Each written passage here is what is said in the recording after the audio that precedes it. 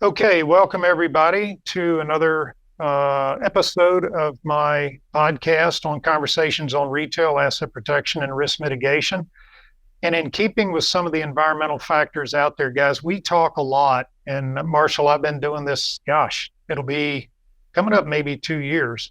And we've had, as many of our loyal listeners know, we've had a diverse audience. We've had retail executives, we've had academics, we've had Department of Defense technologists. We've had, I guess you would say, the highlight, General David Petraeus, who talked about transitioning veterans and the things. And he was unusually transparent. I mean, he shared some vulnerabilities of his when he was a lieutenant, things that he wished he'd known, all the way up to when he hung up his uniform and things for veterans to look out for.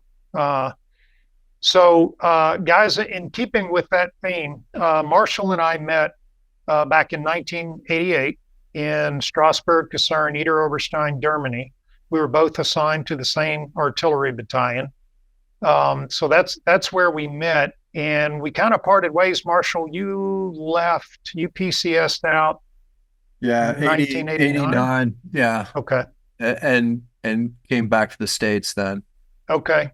So that's how we know each other. But this conversation will be different than what I did with General Petraeus. Petraeus was more military transitioning and trying to help the veterans, which I am shocked, Marshall, as you and I talked earlier, that here we are. When did I get out? 95. So 20 odd years later, um, still the resources available to veterans need significant improvement. I mean, it was kind of so what when I got out. I mean, I got out at Fort Sill and there was, Cameron Brooks that, has been around since dirt.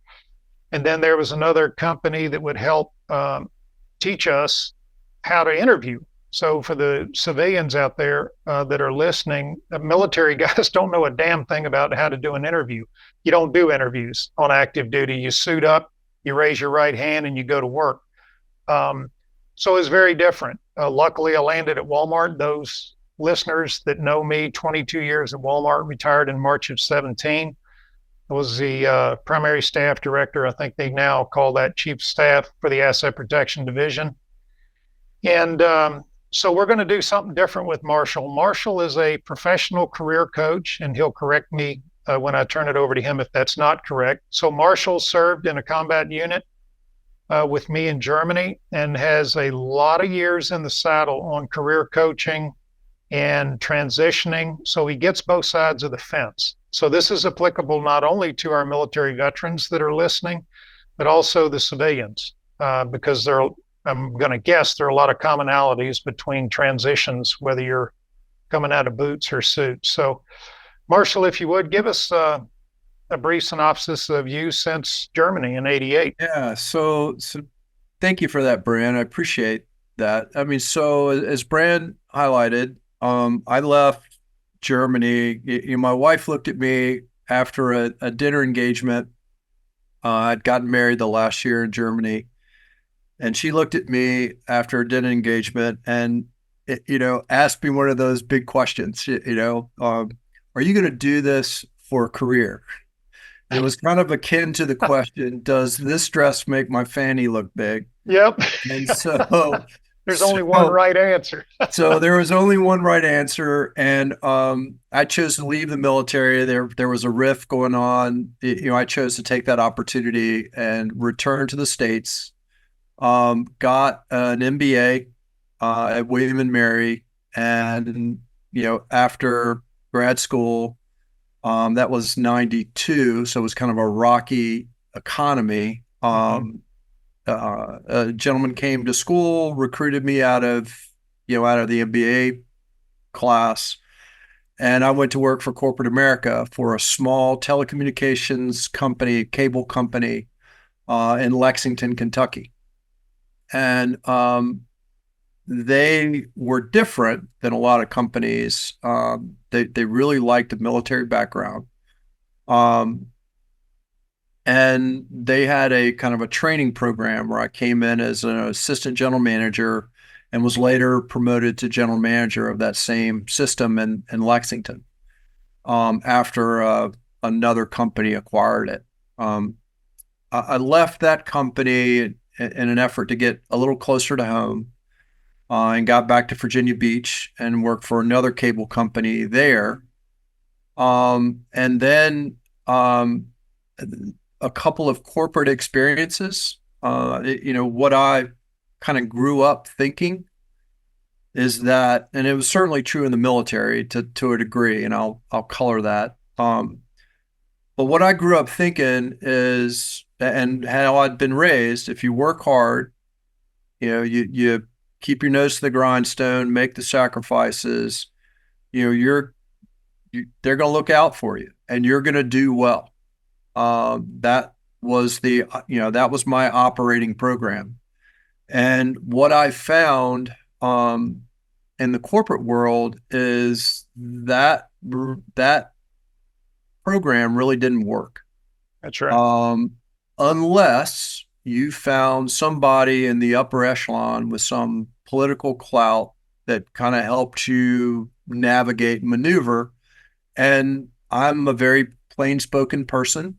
And I did not enjoy that political clout. And so the big revelation for me at that time, and one of the things that I would tell every single person who is transitioning, leaving the military or leaving where they are or leaving college or anything, is that you are 100% in control over you.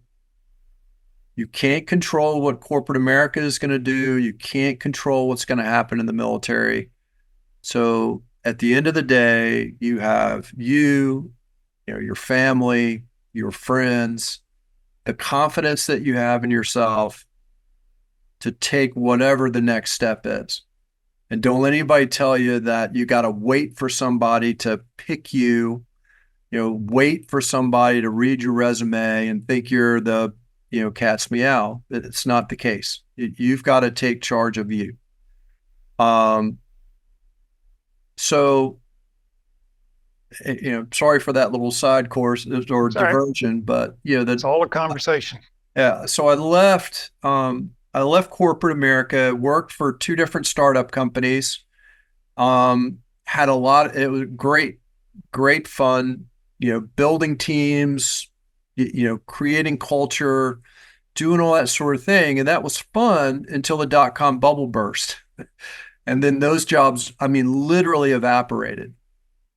And as and the last one I worked for, it was, right before Christmas, where, my boss walked in, who I had a great relationship with. He said, "I got some good news and bad news. The good news is you can go home. The bad news is you don't have to come back." So when I got home and, told my wife, kind of what was going on, and she's like, "What are we going to do?" And I was like, "Well, we'll figure it out. We'll figure it out." And I was fortunate. A friend reached out who was getting ready to start a real estate development. And for the next 14 years, he and I operated a business that developed a piece of real estate.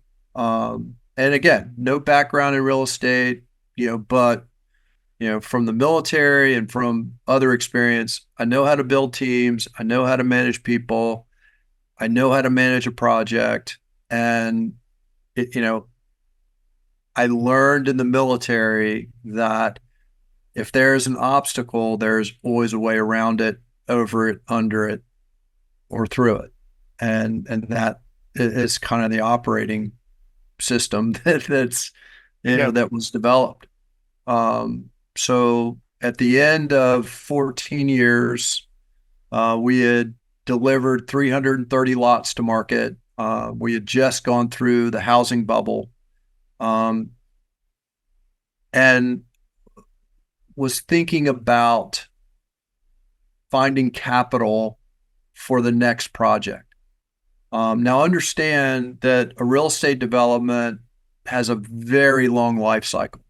It usually 24 to 36 months, to find an entitled property before you can put a spade in the ground, and there's a lot of money involved. And then once you begin development, there's a lot of money that goes in before any money comes out. Yeah. So started looking for money, and decided that maybe maybe taking a different path might make sense, something with a shorter life cycle. I had tried the hanging the shingle and being a real estate consultant, and that worked for a little while.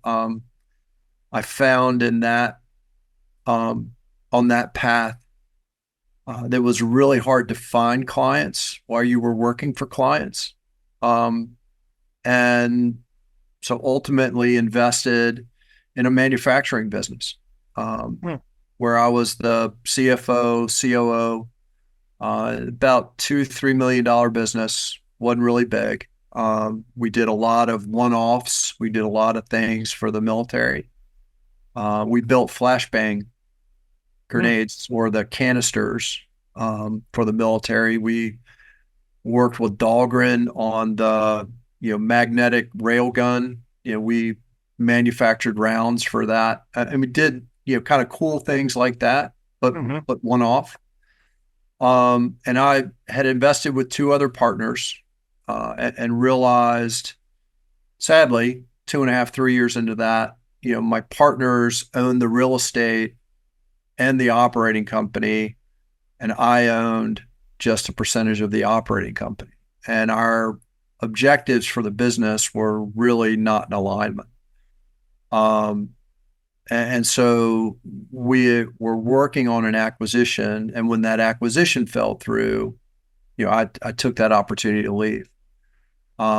So at that point, you talk about transition. At that point in my life, I was, early 50s, and had worked for myself or in a partnership for probably the previous 15 to 20 years, Hmm. and started to explore, okay, what avenues, knowing full well that I'm not ready to retire at that Yeah. point. And my wife would have probably killed me had I said, "Hey, I'm gonna hang out at home for a while. Yeah. How do you feel about that?"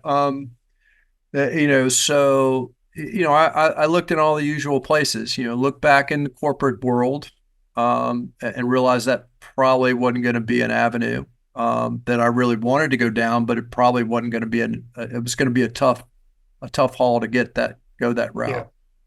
I looked at a couple of other standalone businesses, and you got really close with one, but as a part of that kind of exploration, I came across the Entrepreneur Source.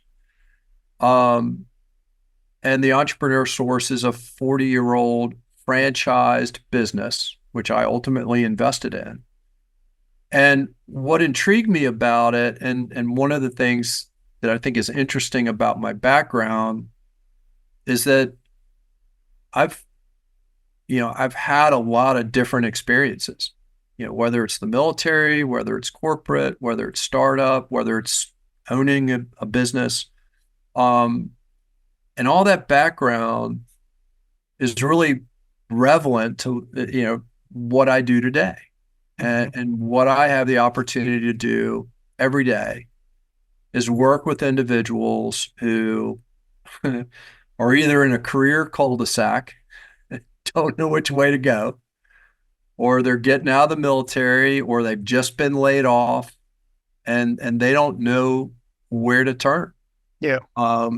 And as anyone will tell you, particularly in the last several months, um, the economy's tough, and there are a lot of Yep. roles that are just being, and departments, they're just being wholesale, let go.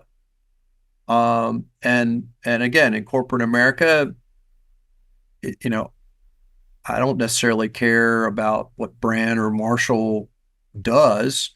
What I'm more concerned about is I've got to report to stockholders at the end of this quarter, and we're not, our earnings are off, and we've got to come up with some plan that the stockholders buy so that our stock price doesn't drop.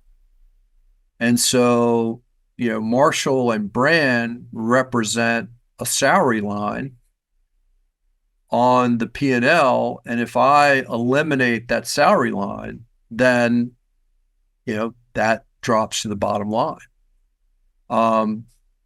And so, they don't necessarily care about experience, value. They just are worried about, what does it look like at the end of the quarter? Mm-hmm.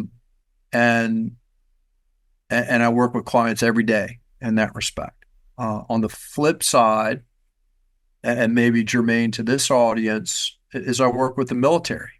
And, you mentioned your transition. My transition was really no different in that I believed my only path after the military was the corporate world. And more importantly, I believed that I didn't have skills that the corporate world would value because I'd served in the military. Yeah. And on both cases, on both instances, I was 100% wrong. And what I have found is I rely more on things that I learned as a college athlete, as a captain of college teams, as an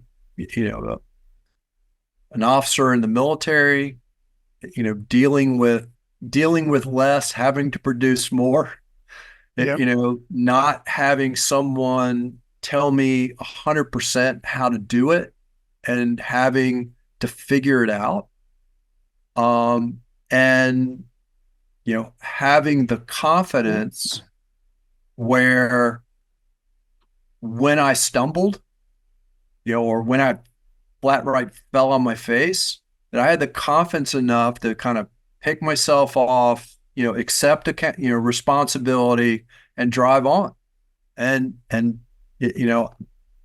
can't tell you how many people in my corporate experience, when when given a task or given a mission, they would look at me, well, Marshall, I don't have any training for that.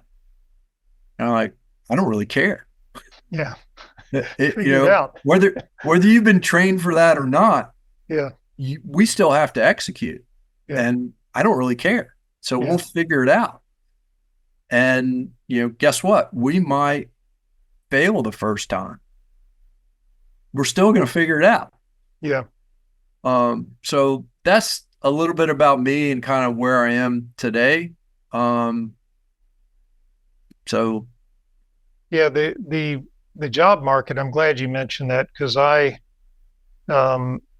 many listeners may know I'm a serial mentor. I absolutely adore opportunity with youngsters and helping them not repeat the same mistakes I made, to include, even on active duty, not getting into role and professionalizing as soon as I should have. And you didn't see that part. That was at Fort Knox when I was a lieutenant. I was the quintessential dumbass second lieutenant. But I'm, at University of Alabama, every semester I speak to anywhere from 200 to 700 students in various classes on campus about career opportunities in private sector. And yeah, the job market is tough now. During COVID, it was very different than it is today. And I've got several mentees that are struggling. And I'm like, look, dude, it ain't you. I know what I'm looking at. And if I were still at Walmart, I'd hire your ass in a minute. But the market is very, to a degree, unforgiving. I mean, a lot of major retailers are laying people off, to your point, to try and pump the top line. Mm-hmm. And there's nothing that affects the P&L more quickly than whacking payroll, because it's immediate. It happens in the next 30 days.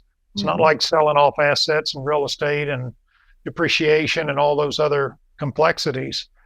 Um, so from your years on active duty is something that it kind of resonated when I was talking, when General Petraeus was speaking to us, the differences, because I posed this question to him: what are the differences in leadership demands in civilian versus that of military? And this is immediately relevant to our transitioning discussion, because a lot of veterans, like maybe like you, I'm like, shit, how do I translate? I was an S4, which is a battalion logistics officer. I was a battery commander. I was a field artillery lieutenant doing all those jobs. How the hell do I translate that to retail, of Yeah. which I knew absolutely nothing about? So I didn't come to the realization until much later that you are exceptionally well prepared as an honorably serving veteran to be able to do very well in a corporate, any environment, simply because of your leadership capabilities, decisioning, figuring crap out, being resourceful, all those intangibles versus, to your point, well, I can't go be a corporate finance guy because I was never in finance in the Army. Well, that doesn't matter.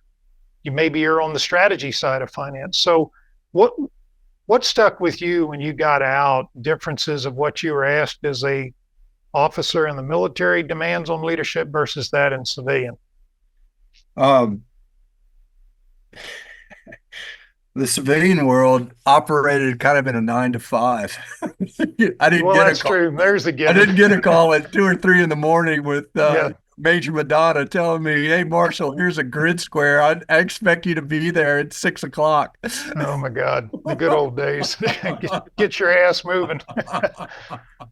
Oh my gosh. No, no. I think, honestly, I think the things that serve me well in the civilian world are all those things that served me well as a lieutenant, and that was being authentic, caring about the people that are on your team and helping them be successful.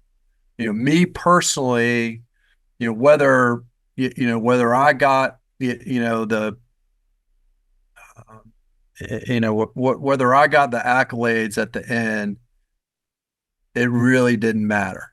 Yeah. What mattered is that the individuals that I had the ability to work with, they were successful, and and I really focused on, and I did it as a lieutenant, and I did it in the private sector.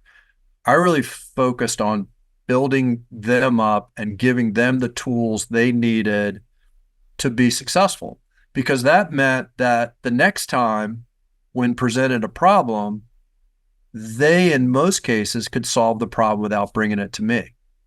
And my one of my corporate roles that I had, um, I walked into a business unit, um, and so that business unit had cable technicians, cable installers. I had the motor pool, Hmm. and I had dispatch, and it was about 15 direct reports, about 100 Ooh, 170 people, kind of in that world. It was a service battery, all over again. yeah. And the difference is the manager who preceded me, his management style was to pit supervisors and managers against one another. And so Wow. you had all those people, and none of the management team trusted one another. And they were all looking at me thinking that I was going to operate in the same way. And, literally, as, as a, being in the military, and because you move from unit to unit, or you move from team to team, um, and you're able to walk into a room and assess skill sets pretty quickly, that those skills probably served me just as well as anything else is being able to walk in the room, tell everybody to check their hardware at the door.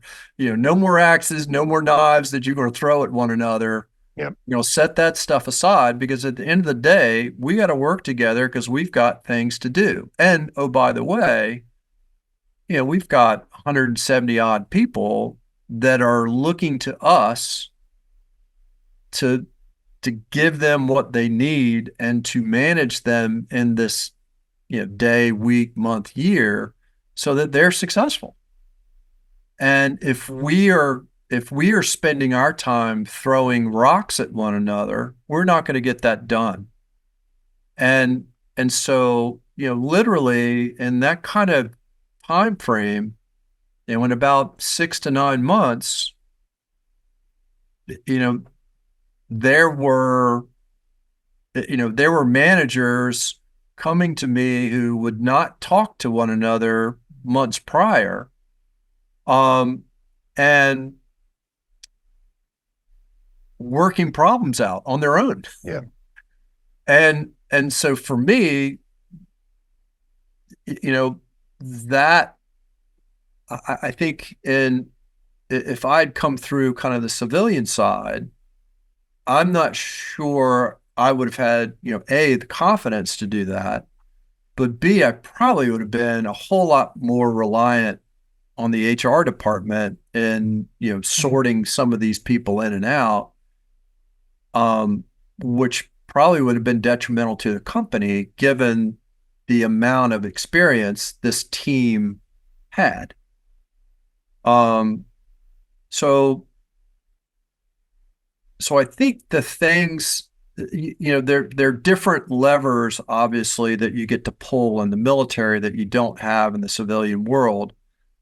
But I think that's why it's even more important that those things that you did in the military, be authentic.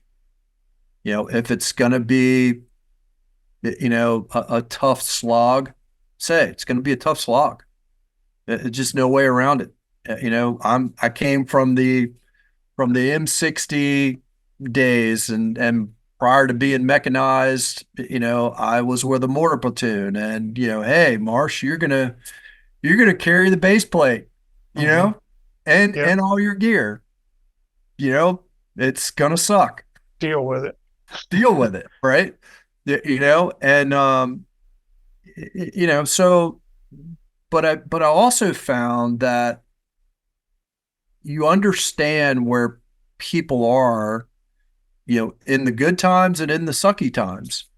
And, you step in and shoulder up to the person who's having a hard time, as long as they're putting the effort in.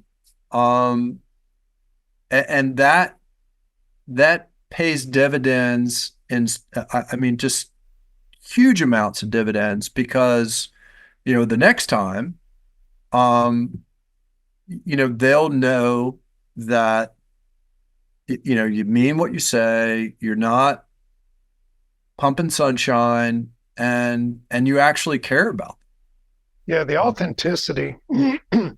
I, in my years, and I have to be careful who I ask this question of, but my opinion, the general quality of leadership and authenticity, I found to be much higher in my 12 years on active duty than I did in civilian sector.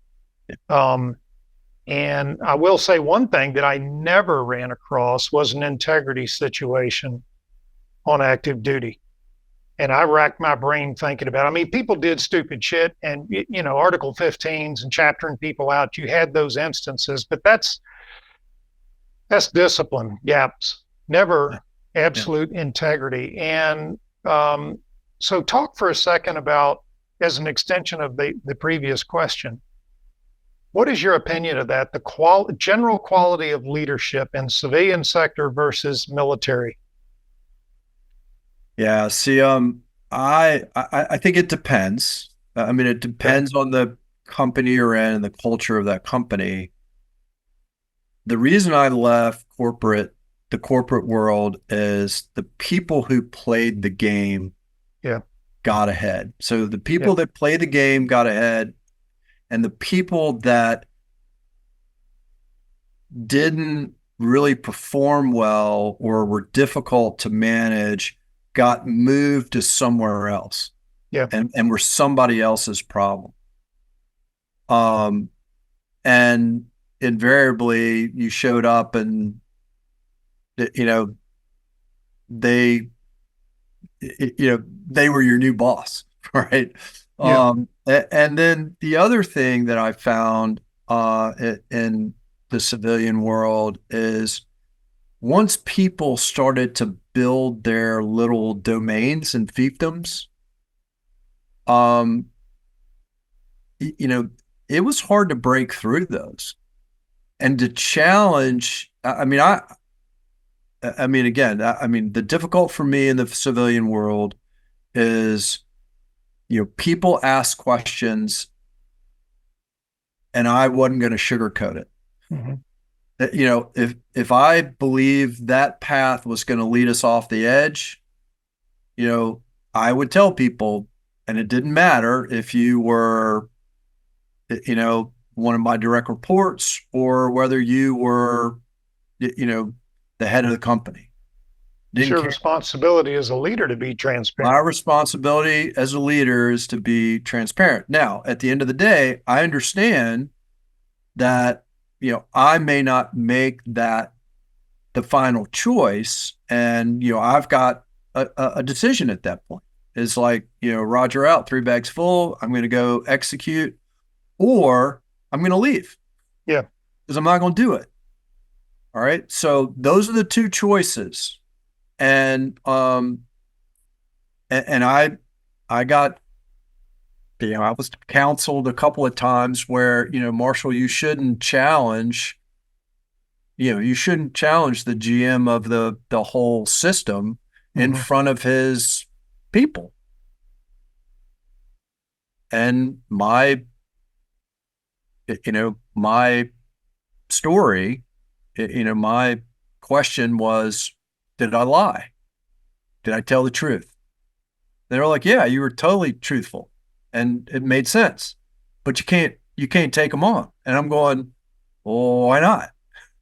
You know, because if we challenge one another in a respectful way, doesn't it doesn't it make the whole team better? It But should. that's Yes. yeah, but again, there are people that are operating everywhere, but in some corporate cultures, there are people operating who do not have the level of confidence that it takes for someone junior to them to challenge them. And I think that's wrong. Well, I think that's, in my mind, emotional maturity. I mean, and it puts you on your heels sometimes. I'd have direct reports or people in the stores, out in the stores, that say, well, you're wrong. Here's the way it works. And I'm like, okay. And then open the gate. And, everybody on this call, I'm sure, has been at some point, if they've had more than a couple of years in the saddle in a profession, has had that happen where, I would share things at executive meetings in Walmart, and I had the U.S. CEO at one point look at me when I presented projections on losses and et cetera over the next 3 years. That's absolutely unacceptable, Brian. And I'm like, well, shit, pick a number. I mean, I don't know what crystal ball you want me to look at, but and come to find out 3 years later, my analyst was within 2 basis points of his projections. And, it doesn't do any good to go back and say, well, I told you so. Or, I'm like, you know what, dude, awesome. You keep doing you. You're on the money. Let me take the hit. And um, so to me, yeah, you get insecure leaders. But back to my opening statement, I always felt better. You were gone by the time Colonel Gay got there, right? You were just under Colonel Brown. Yeah, I was under Colonel Brown. So You would have absolutely adored Colonel Gay. It was, to say it was a breath of fresh air was is an understatement. That guy was freaking awesome in every respect. A soldier. He knew he knew the names of my soldiers I didn't know because he would call me in and say, Brand, what's going on with Private, Snuffy? And I'm like, okay, first of all, who the hell is that? Because you remember in service, you had 170 troops. I'm like, Yeah. shit, I don't know all these guys.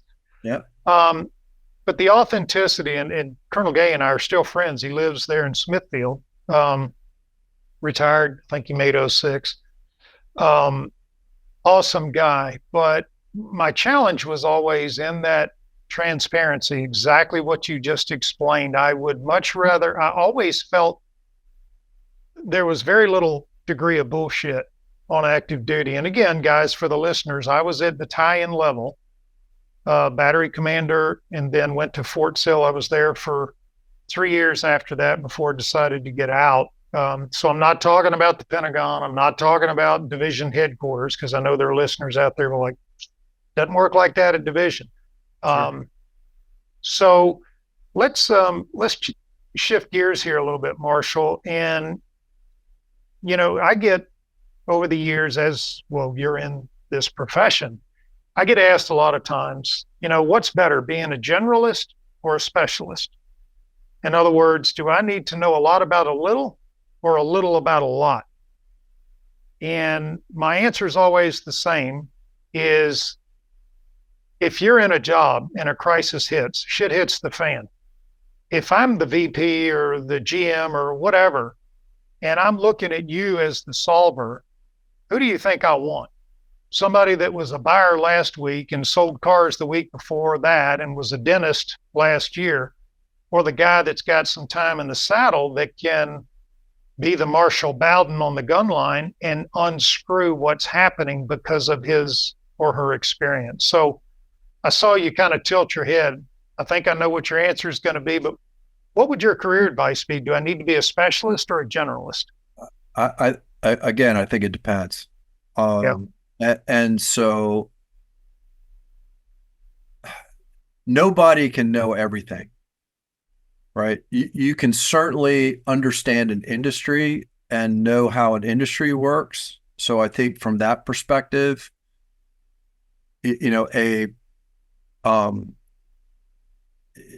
someone with intimate knowledge of an industry.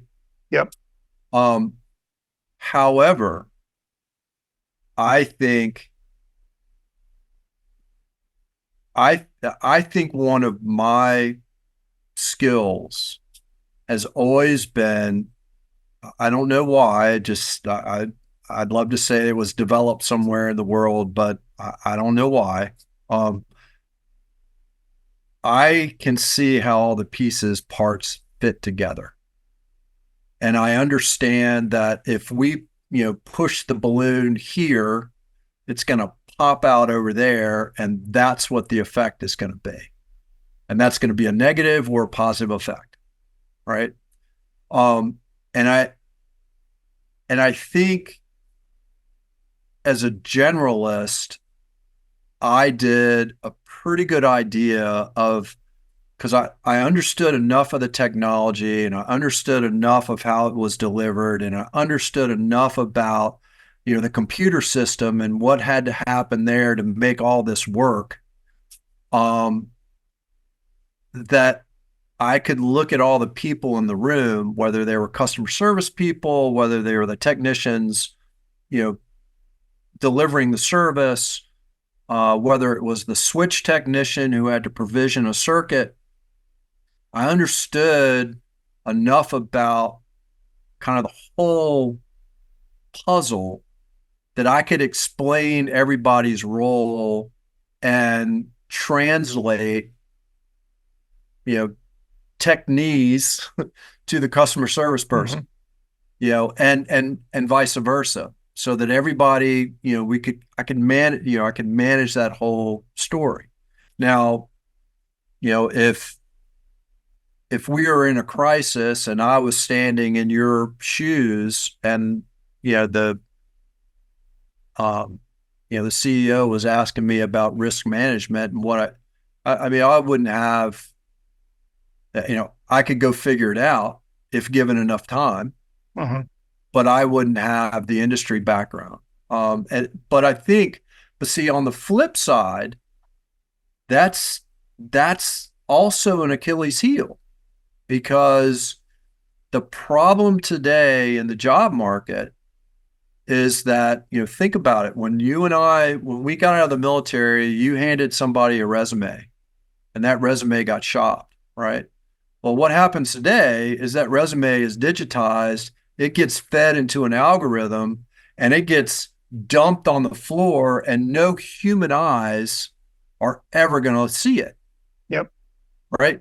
Because you were in this industry, not that industry. You were in this role, not that role. You have, this tech, um, you know,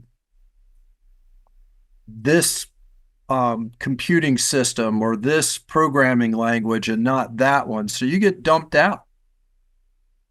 And so to some degree, you um it kind of doesn't matter. Yeah. Right. And this is one of the problems that I see on a daily basis, coaching people through transitions. It's not just transitioning from the corporate role into an ownership role. It's also, hey, you've been in manufacturing for the last 20 years and now you want to go in a different direction in a different industry. All right. So how, A, what's been your experience? And B, how are you, how are you managing that change? What can you do to get off of the algorithm highway Mm-hmm. and back in front of people who can actually make a decision? But at the end of the day, somebody is going to make a bet on you.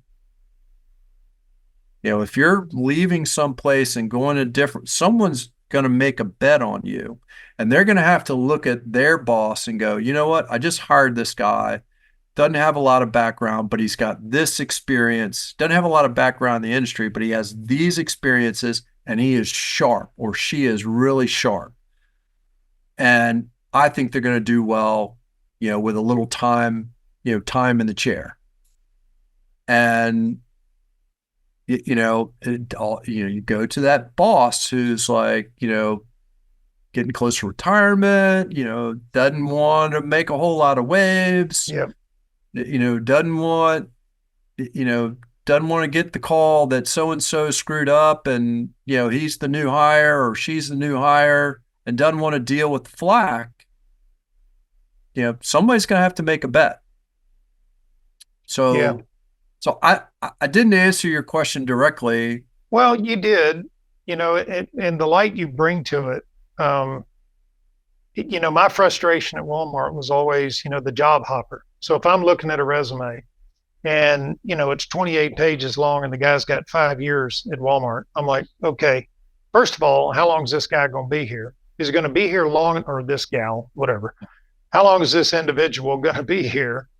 And is it going to be long enough to make a difference? And so I was always, and I know people say, well, you're a boomer and you think that, well, you know what? At some point, you got to know what the hell you're doing, or you're a Marshall Bowden that could sit on the top deck and understands enough about all the moving parts to understand what, when the puzzle's complete, what it's supposed to look like. Yeah. So you did answer it, and it obviously it's conditional. But the flip side, Brand. So let me give you the flip side of that. So now, my kids, are millennials, right? And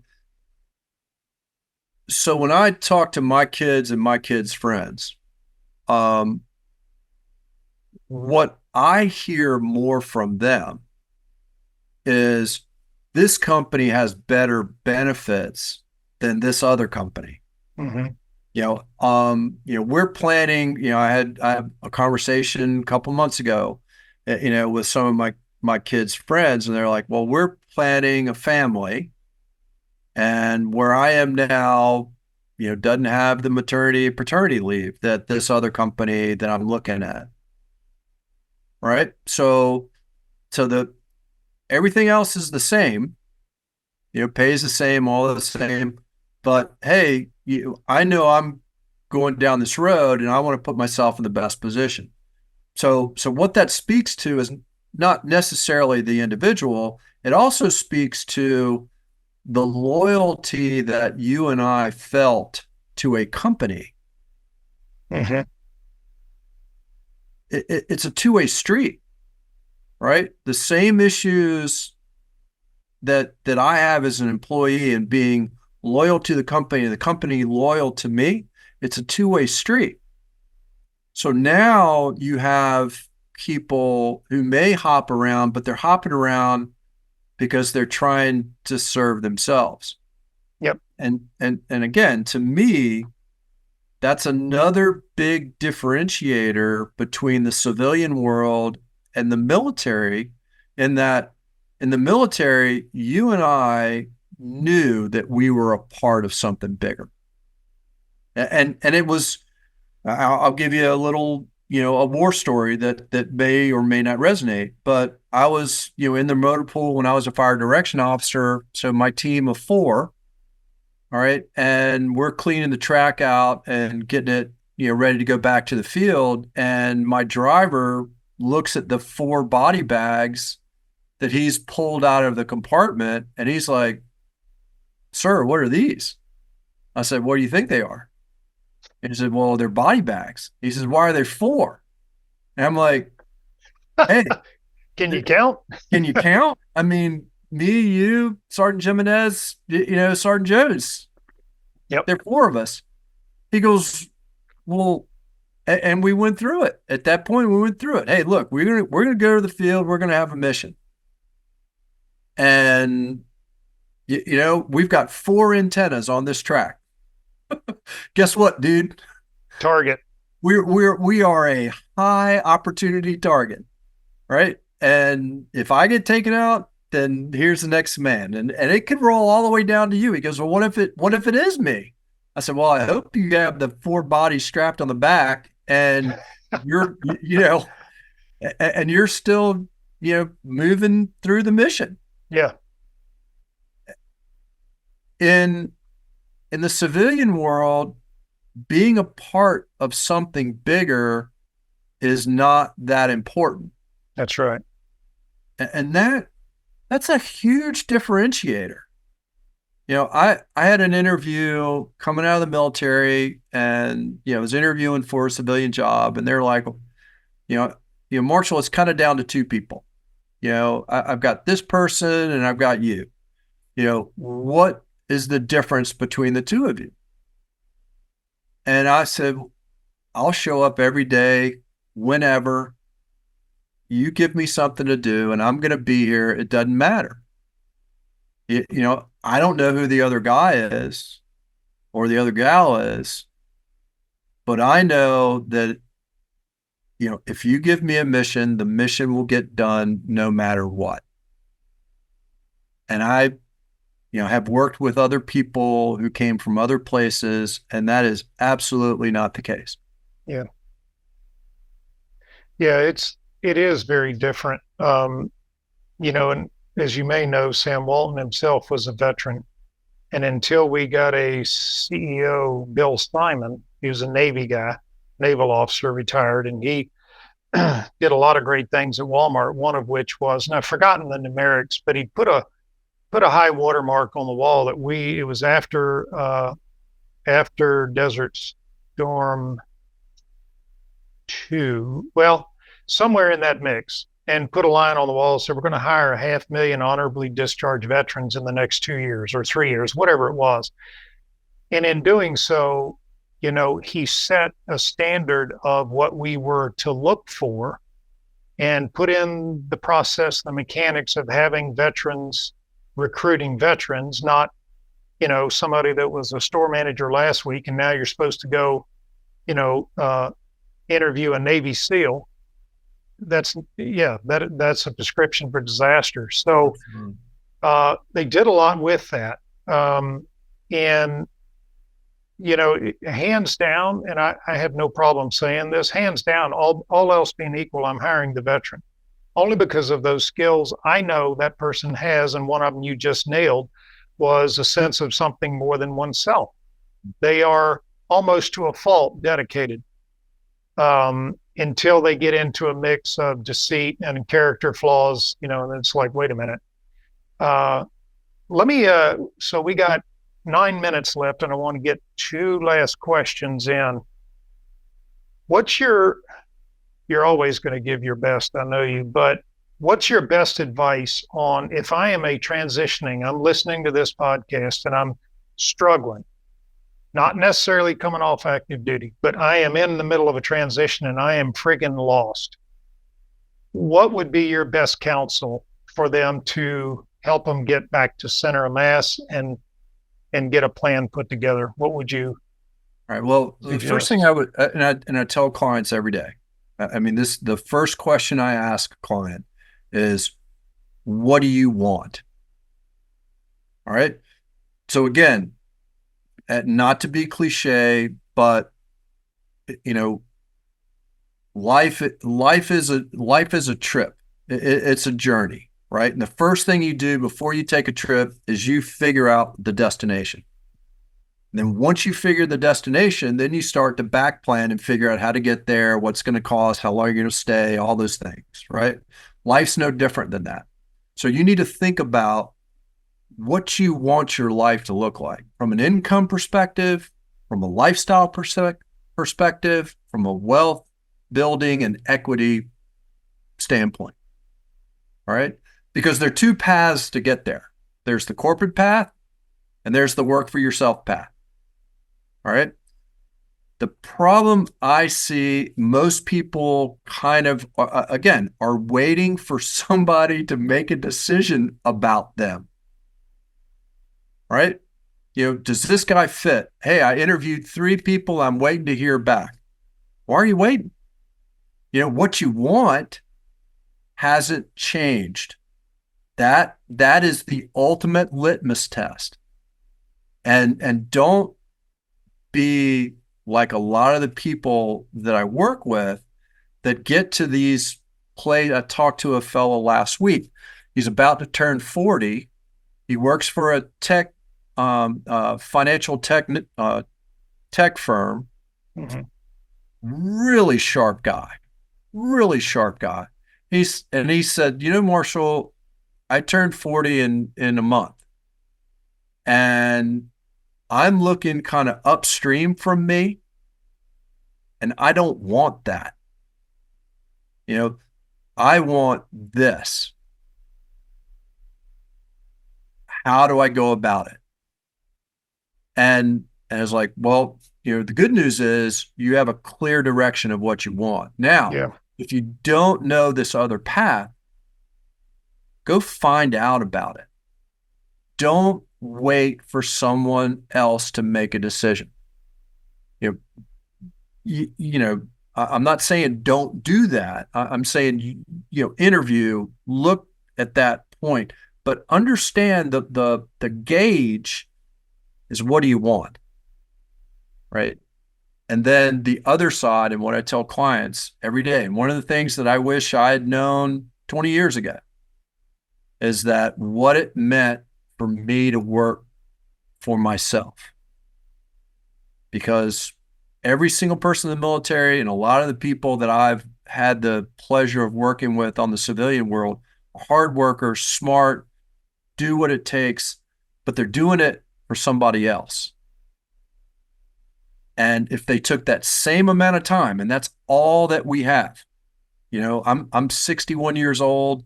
Actuarially, I'll live to about 87, 89. All right. So you do the math. I've got actuarially that much time. And the question is, what do I want to do with it?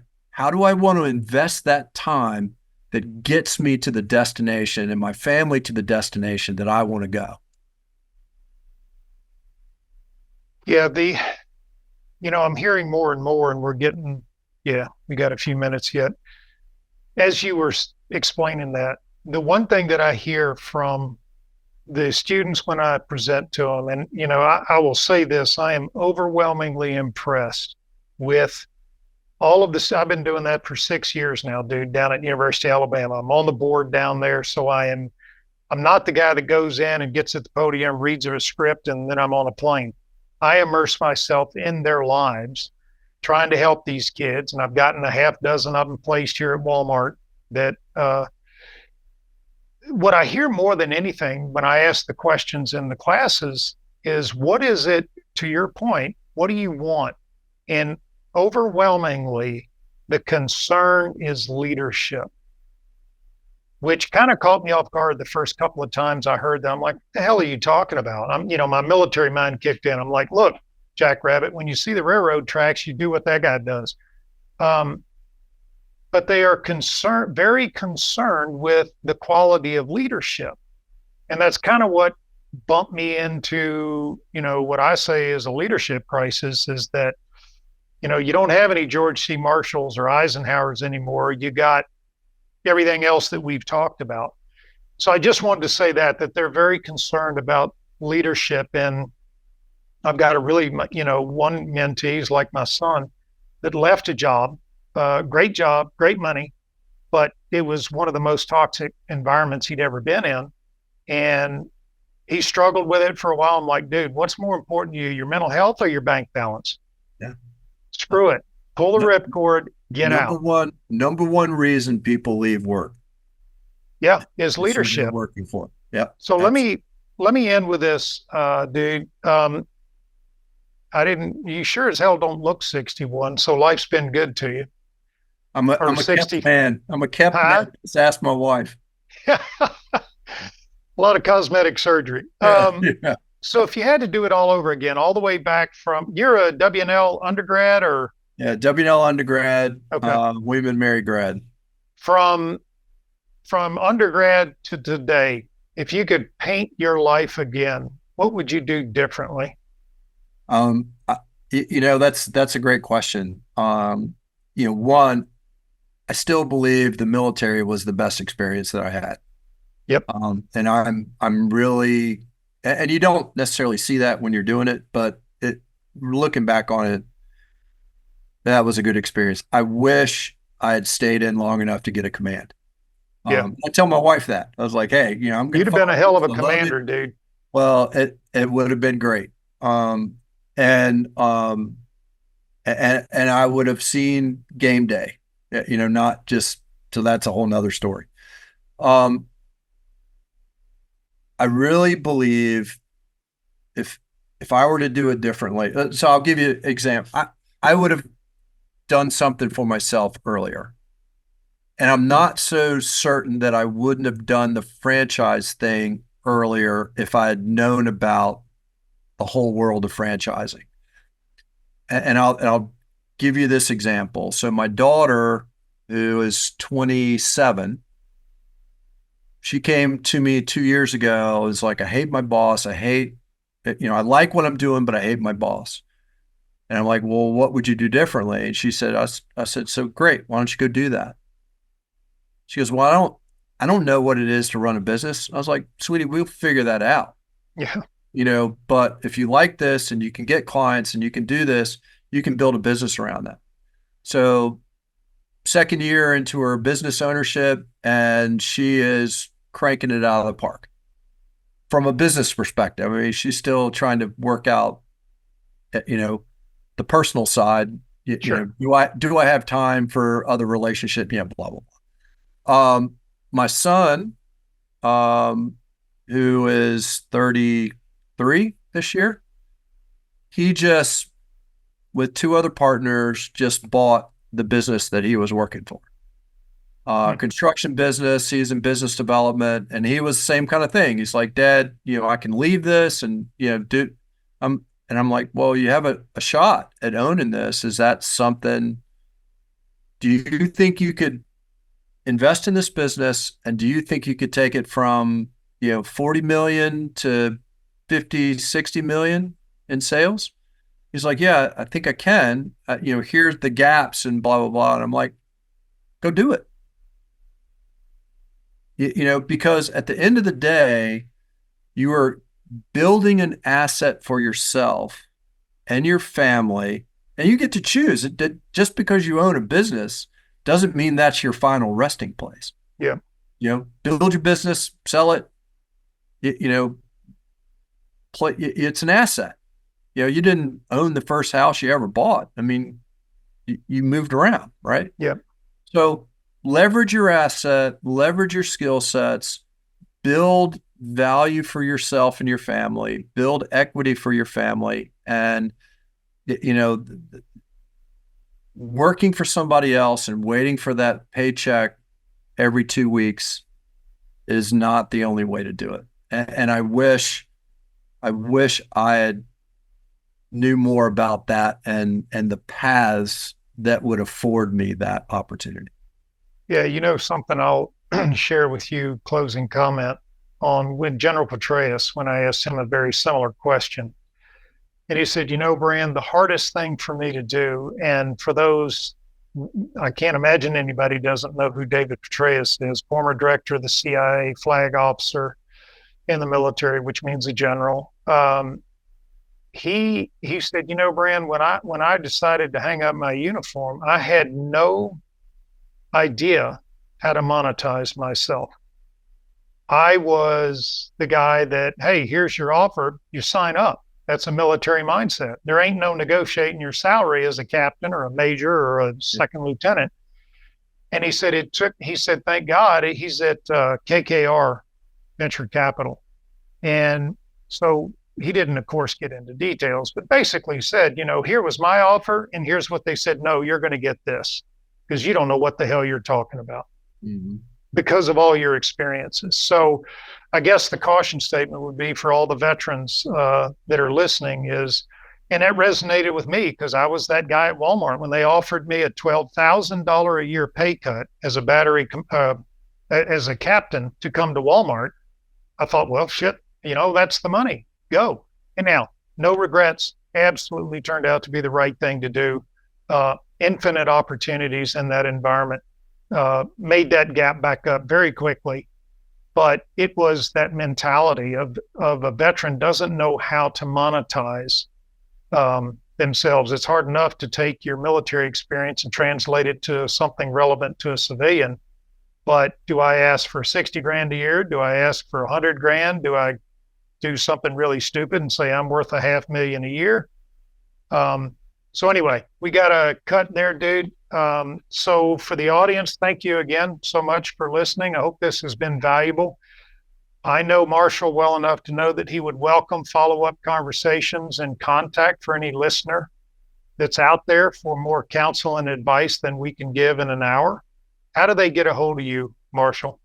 The easiest thing to do is just email me, mbowden at esourcecoach.com. And that's on your LinkedIn contact? It's on my LinkedIn contact. You can hit me on my LinkedIn, reach out to me there. I'll give you my contact. So if this, future recordings, I can post all that out. But look, I'd love to help people sort it out, and I'm happy to have a conversation with anyone. Good. So, for the listeners, well, you already know this because you've already downloaded it from YouTube, but that's where it goes, Marshall. Okay. It'll go out on YouTube, various channels. We'll probably push this out. What's today? Monday, maybe by the end of the week, because it takes Matt time to edit and, slick everything up, get your headshot and for the marketing stuff. So you will obviously be tagged on that when it goes out, but greatly appreciate it, dude. And this is, exactly what I hope to accomplish. This is awesome. I really appreciate it. Good. Well, anytime. And I'd love to talk to you about, maybe offline, talk to you about your Alabama mentorship. Sure. There's some opportunity there, I think. All right, buddy. I'll give you a shout. Thanks, man. I appreciate it. Have a good day, everybody. All right. Take care. See ya.